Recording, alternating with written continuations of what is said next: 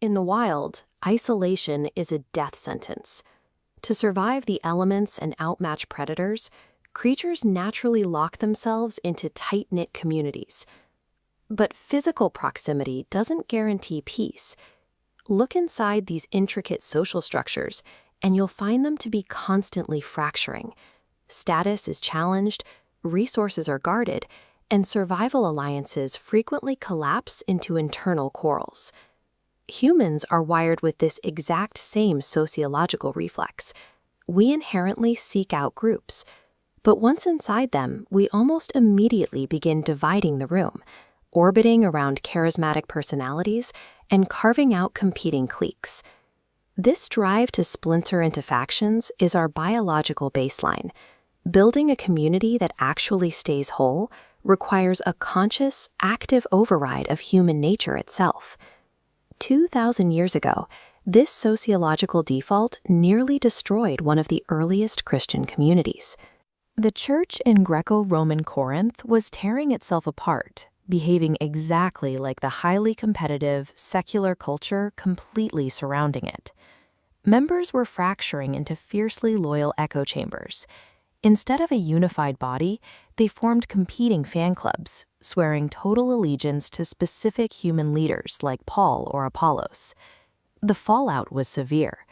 These divisions spilled out of the theological realm and into the courts, with church members dragging one another into secular lawsuits.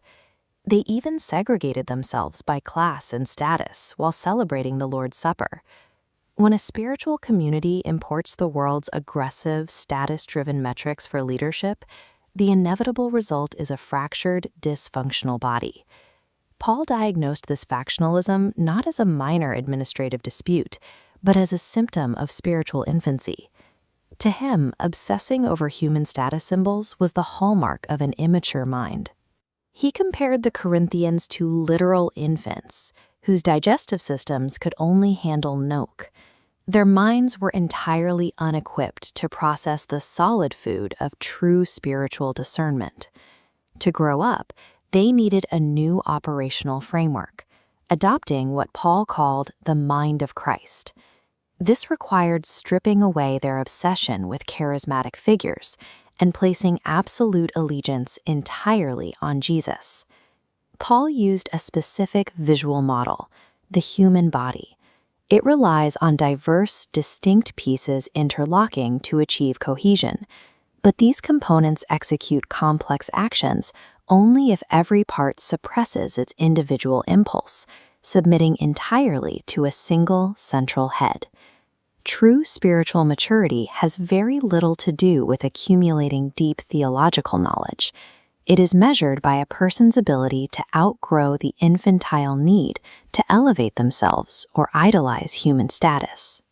To dismantle the rigid hierarchies choking the Corinthian church, Paul introduced a highly specific, counterintuitive mechanism, the theology of the cross. The Greco-Roman world defined a successful leader as someone who consolidated wealth, commanded cultural approval, and dominated their peers.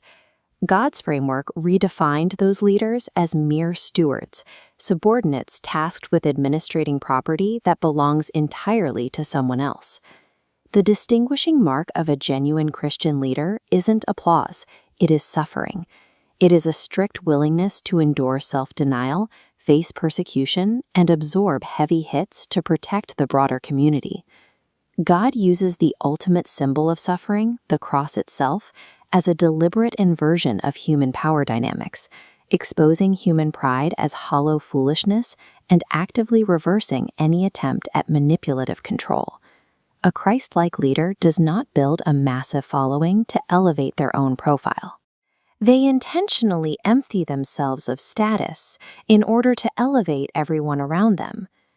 We can see the emptiness of the world's status-driven model in the modern life of a man named Dante Herman.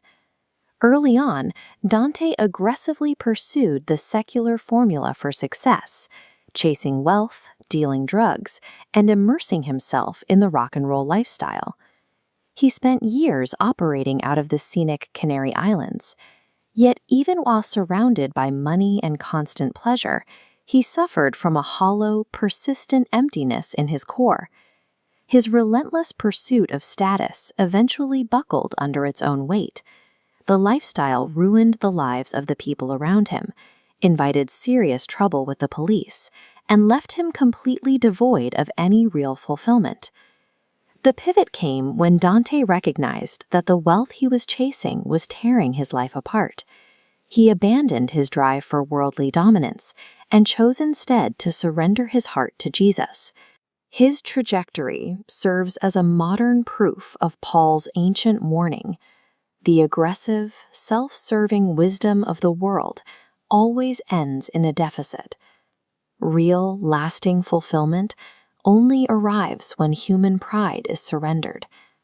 For the global church, building a unified community acts as a tangible, evidentiary proof that the gospel can override the most stubborn human impulses. It moves the church beyond simple group management into the realm of powerful public testimony. Because the biological default of the human pack is to splinter, a diverse body that refuses to fracture disrupts the very mechanics of discord. This self-denying love provides the world with visible proof that a different, supernatural reality is possible. Choosing to subvert our own status-seeking ambitions allows the church to break the cycle of pack behavior. In doing so, we become a living, breathing argument that the love of God is a transformative social reality.